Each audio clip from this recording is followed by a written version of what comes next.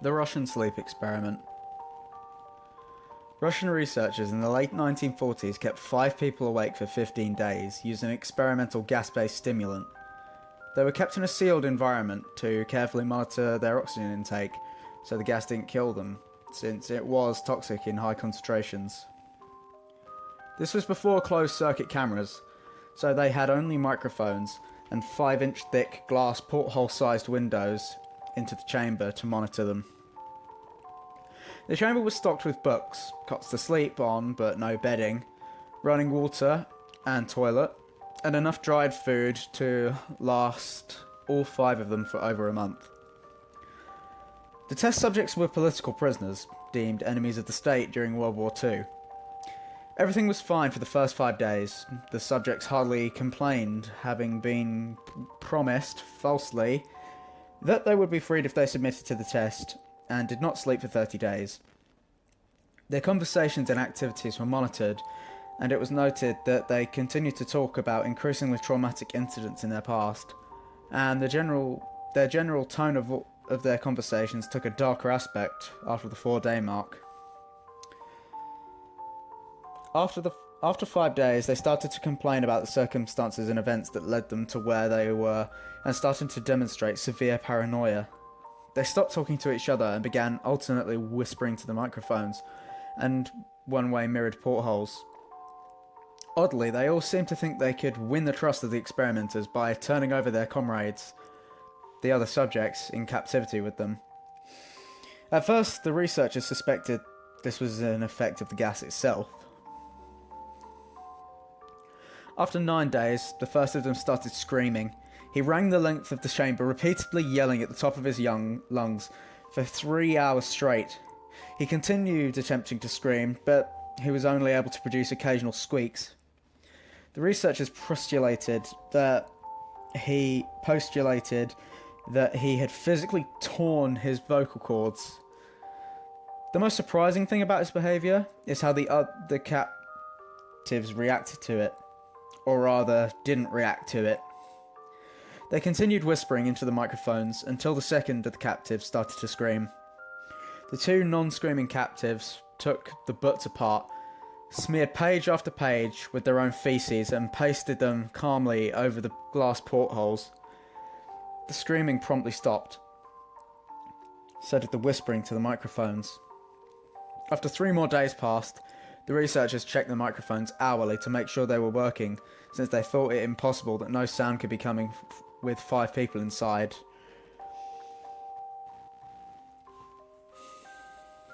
The oxygen consumption in the chamber indicated that all 5 must still be alive.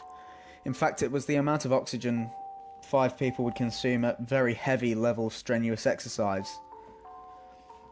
On the morning of the 14th, the researchers did something they said they would not do to get a reaction from the captives. They used the intercom inside the chamber, hoping to provoke any response from the captives they were afraid were dead or vegetables. They announced, "We are opening the chamber to test the microphones. Step away from the door and lie flat on the floor, or you will be shot. Compliance will earn one of you your immediate freedom." To their surprise, they heard a single phrase in a calm voice respond. "We no longer want to be freed." Debate broke out among the researchers and the military forces funding the research. Unable to provoke any more response using the intercom, it was finally decided to open the chamber at midnight on the 15th day. The chamber was flushed with stimulant gas and filled with fresh air, and immediately voices from the microphones began to object. 3 different voices began begging, as if pleading for the life of loved ones, to turn the gas back on. The chamber was opened and soldiers were sent in to retrieve the test subjects. They began to scream louder than ever, and so did the soldiers when they saw what was inside. 4 of the 5 subjects were still alive, although no one could rightly call the state they were in life.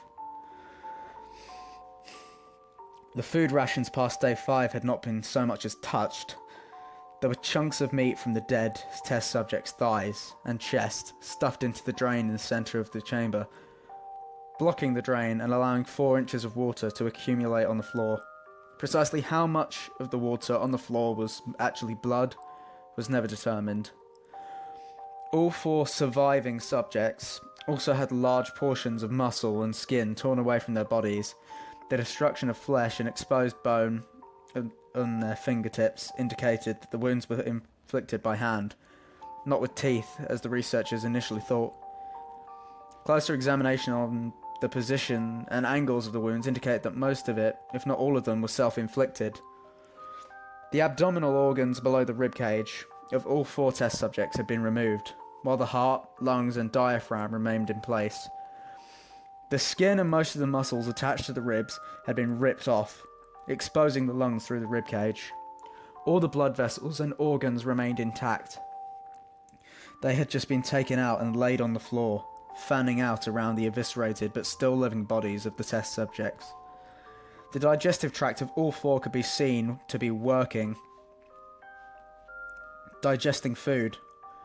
It quickly became apparent that what they were digesting was their own flesh that they had ripped off and eaten over the course of days. Most of the soldiers were Russian special operatives at the facility, but still many refused to return to the chamber to remove the test subjects. They continued to scream to be left in the chamber, and alternately begged and demanded that the gas be turned back on, lest they fall asleep. To everyone's surprise, the test subjects put up a fierce fight in the process of being removed from the chamber. One of the Russian soldiers died from having his throat ripped out, another was gravely injured by having his testicles ripped off and an artery in his leg severed by one of the subject's teeth. Another 5 of the soldiers lost their lives, if you count the ones that committed suicide in the weeks that followed the incident. In the struggle, one of the 4 living subjects had his spleen ruptured and he bled out almost immediately. The medical researchers attempted to sedate him, but this proved impossible. He was injected with more than 10 times the human dose of a morphine derivative and still fought like a cornered animal, breaking the ribs and arm of one doctor. When the heart was seen to beat for a full 2 minutes after, he had bled out to the point where there was more air in his vascular system than blood. Even after it stopped, he continued to scream and flail for another 3 minutes, struggling to attack anyone in reach, just repeated the word, "More!" over and over, weaker and weaker, until he finally fell silent. The surviving 3 test subjects were heavily restrained and moved to a medical facility, the 2 with intact vocal cords continuously begging for the gas, demanding to be kept awake. The most injured of the 3 patients was taken to the only surgical operating room that the facility had. In the process of preparing the subject to have his organs placed back within his body, it was found that he was effectively immune to the sedative they had given him to prepare him for the surgery. He fought furiously against the restraints when the anaesthetic gas was brought out to put him under. He managed to tear most of the way through the 4-inch wide leather strap on one wrist, even through the weight of a 200-pound soldier holding that wrist as well. It took only a little more anaesthetic than normal to put him under, and the instant his eyelids fluttered and closed, his heart stopped. In the autopsy of the test subject that died on the operating table, it was found that his blood had triple the normal level of oxygen. His muscles that were still attached to his skeleton were badly torn, and he had broken 9 bones in his struggle not to be subdued. Most of them were from the force that his own muscles had exerted on them. The second survivor that had been the first of the group of 5 to start screaming, his vocal cords destroyed, he was unable to beg or object to surgery, and he only reacted by shaking his head violently in disapproval when the anaesthetic gas was brought near him. He shook his head, yes, when someone suggested reluctantly they try the surgery without anaesthetic, and did not react for the entire 6-hour procedure of replacing his abdominal organs and attempting to cover them with what remained of his skin. The surgeon proceeding stated repeatedly that it should be medically impossible for the patient to still be alive. One terrified nurse assisting the surgery stated that she had seen the patient's mouth curl into a smile several times whenever his eyes met hers. When the surgery ended and the subject looked at the surgeon and began to wheeze loudly, attempting to talk while struggling. Assuming this must be something of drastic importance, the surgeon had a pen and pad fetched so that the patient could write his message. It was simple. Keep cutting. The other two test subjects were given the same surgery, both without anaesthetic as well, although they had to be injected with a paralytic for the duration of the operation. The surgeon found it impossible to perform the operation while the patients laughed continuously.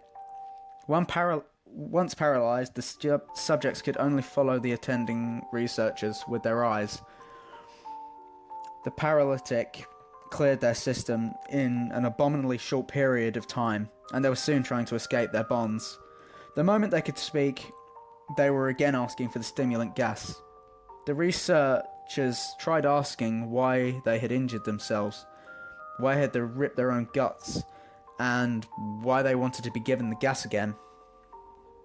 Only one response was given. I must remain awake. All three subjects' restraints were reinforced, and they were placed back into the chamber, awaiting determination as to what should be done with them. The researchers, facing the wrath of their military benefactors for having failed at the stated goals of their project, considered euthanizing the surviving subjects. The commanding officer, an ex-KGB, instead saw potential and wanted to see what would happen if they were put back on the gas. The researchers strongly objected, but were overruled. In preparation for being sealed in the chamber again, the subjects were connected to an EEG monitor and had their restraints padded for long-term confinement. To everyone's surprise, all three had stopped struggling the moment it was let slip that they were going back on the gas. It was obvious that at this point all three were putting up a great struggle to stay awake. One of the subjects that could speak was humming loudly and continuously. The mute subject was straining his legs against the leather bonds with all his might. First left, then right, then left again, for something to focus on. The remaining subject was holding his head off his pillow and blinking rapidly. Having been the first to be wired for EEG, most of the researchers were monitoring his brain's waves in surprise. They were normal most of the time, but sometimes flatlined inexplicably. It looked as if he were repeatedly suffering brain death before returning to normal. As they focused on paper scrolling out of the brainwave monitor, only one nurse saw his eyes slip shut at the same moment his head hit the pillow. His brainwaves immediately changed to that of a deep sleep, then flatlined for the last time as his heart simultaneously stopped. The only remaining subject that could speak started screaming to be sealed in now. His brainwaves showed the same flat lines as one who had just died from falling asleep. The commander gave the order to seal the chamber with both subjects inside, as well as three researchers. One of the named three immediately drew his gun and shot the commander point blank between the eyes, and then turned the gun on the mute subject and blew his brains out as well. He pointed his gun at the remaining subject, still restrained to a bed, as the remaining members of the medical and research team fled the room. I won't be locked in here with these things. Not with you, he screamed at the man, strapped to the table. What are you? He demanded. I must know. The subject smiled. Have you forgotten so easily? The subject asked. We are you. We are the madness that lurks within you all, begging to be free at every moment in your deepest animal mind. We are what you hide from in your beds every night. We are what you sedate into silence and paralysis when you go to the nocturnal haven where we cannot tread. The researcher paused, then aimed at the subject's heart and fired.